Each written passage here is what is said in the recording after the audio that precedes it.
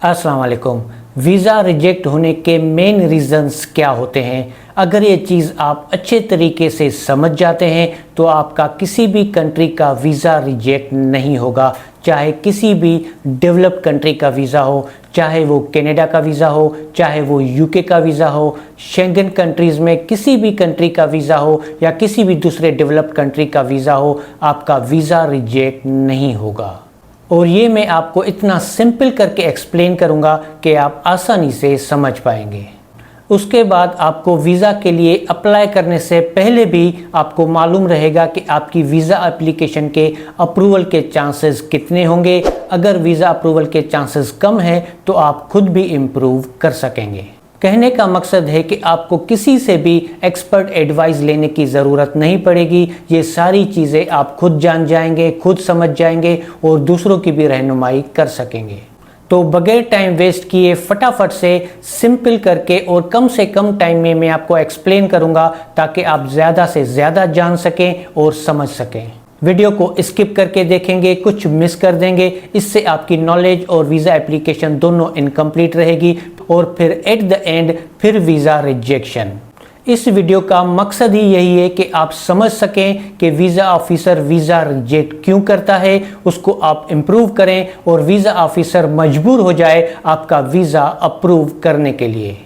Visa rejection का पहला main reason होता है बैंक स्टेटमेंट। 85% से ज़्यादा वीज़ा एप्लीकेशंस जो रिजेक्ट होती हैं वो होती हैं बैंक स्टेटमेंट की वजह से। बैंक स्टेटमेंट से पता चलता है कि आप फाइनेंशियली कितने स्ट्रांग हैं, आपकी मंथली अर्निंग्स कितनी है, आपके मंथली एक्सपेंसेस कितने हैं और एंड ऑफ द मंथ आपकी कितनी सेविंग्स होती हैं। ये चीज़ें देखने के बाद देखा जाता है कि आप फाइनेंशियली कितने स्ट्रांग है, अपने कंट्री ऑफ रेजिडेंस में आप अच्छे तरीके से सरवाइव कर लेते हैं, एंड ऑफ द मंथ आप कुछ सेव भी कर लेते हैं या एंड ऑफ द मंथ आपको फिर इंतज़ार रहता है नेक्स्ट सैलरी का। तो 3 महीने, 4 महीने या 6 महीने की बैंक स्टेटमेंट मांगने का मकसद ही यही होता है कि आपकी फाइनेंशियली सिचुएशन देखी जाए। बैंक स्टेटमेंट आपको स्ट्रांग मेंटेन रखनी होती है। मेंटेन करते वक्त आपको 3 चीज़ें अपने माइंड में रखनी होती हैं, आपकी अर्निंग्स, आपके एक्सपेंसेस और आपकी सेविंग्स।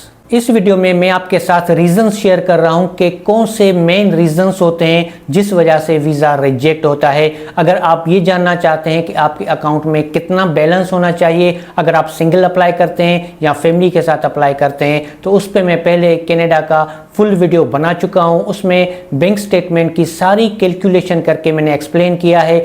सेम कैलकुलेशन अप्लाई होती है तमाम कंट्रीज़ पे, चाहे कनाडा हो, चाहे यूके हो, शेंगन कंट्रीज़ हो। तो अगर आप ये जानना चाहते हैं कि आपके अकाउंट में पैसे कितने होने चाहिए तो उस वीडियो को आप मुकम्मल देख के समझ सकते हैं। उस वीडियो का लिंक आपको इस वीडियो की डिस्क्रिप्शन में मिल जाएगा।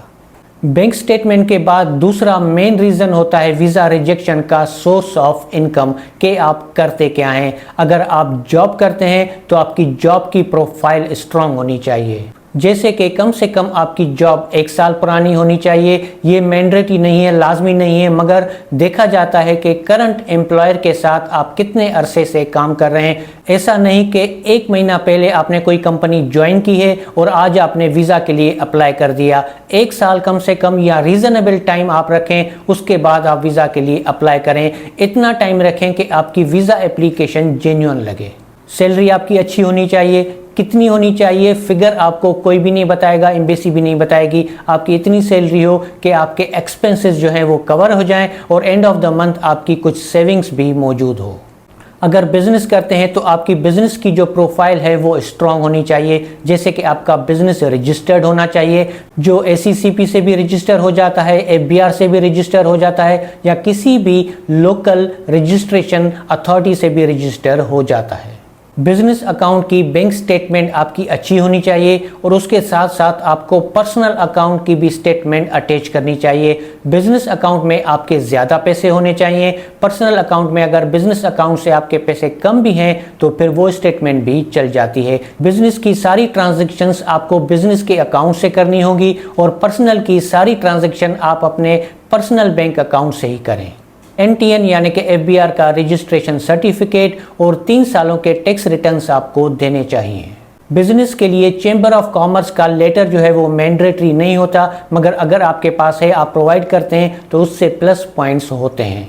तीसरा मेन रीज़न जिस वजह से वीज़ा रिजेक्ट होता है वो है आपकी टाइज अपने कंट्रीज़ के साथ। देखा जाता है कि आपके टाइज आपके कंट्री ऑफ रेजिडेंस से कितने स्ट्रॉन्ग हैं। अगर मैरिड हैं तो एमआरसी अटैच करें, अगर आपके बच्चे भी हैं तो अपडेटेड एफआरसी आपको देनी होगी। अब यहाँ पे एफआरसी की दो एग्जाम होती हैं, एक होता है एफआरसी बाय बर्थ और एक होता है एफआरसी बाय मैरिज। अगर आप सिंगल हैं तो आपको देना होगा एफआरसी बाय बर्थ, जिसमें आपके पेरेंट्स और आपके ब्रदर सिस्टर्स की डिटेल्स होती हैं। अगर आप मैरिड हैं तो आपको एफआरसी देना होता है बाय मैरिज, जिसमें आपकी वाइफ और बच्चों की डिटेल्स होती हैं।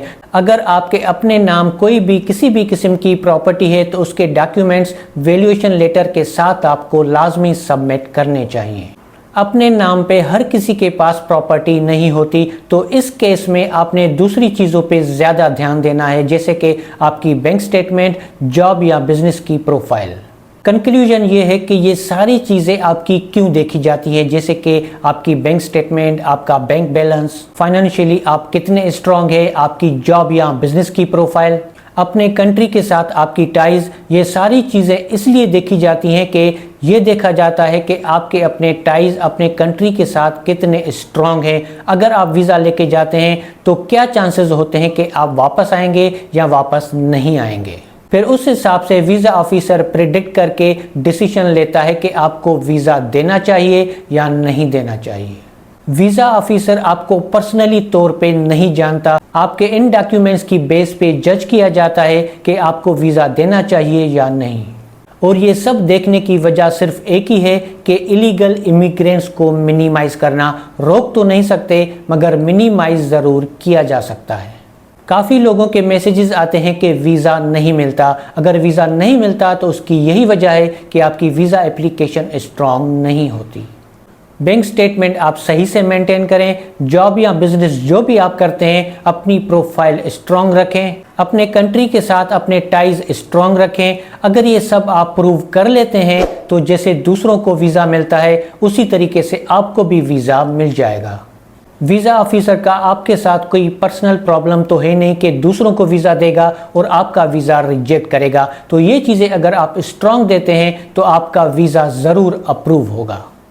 हर किसी का ये सवाल होता है कि अकाउंट में कितने पैसे होने चाहिए जब हम वीज़ा के लिए अप्लाई करें, चाहे कनाडा हो, यूके हो, शेंगन कंट्रीज़ हो, कोई भी कंट्री हो। तो इस पे मैं कनाडा का वीडियो बना चुका हूँ जिसके अंदर सारी कैलकुलेशन करके मैंने आपको समझाया है। ये कैलकुलेशन तमाम कंट्रीज़ के लिए सेम है। आप समझ जाएंगे कि आपके अकाउंट में कितने पैसे होने चाहिए अगर आप वीज़ा के लिए अप्लाई करते हैं, तो चाहे सिंगल हो चाहे विथ फैमिली आप अप्लाई करें। तो अगर इस वीडियो को आप मुकम्मल देख लेंगे तो आप अच्छे तरीके से समझ जाएंगे कि आपके अकाउंट में कितने पैसे होने चाहिए वीज़ा के लिए अप्लाई करने के लिए। उस वीडियो का लिंक आपको इस वीडियो की डिस्क्रिप्शन में मिल जाएगा।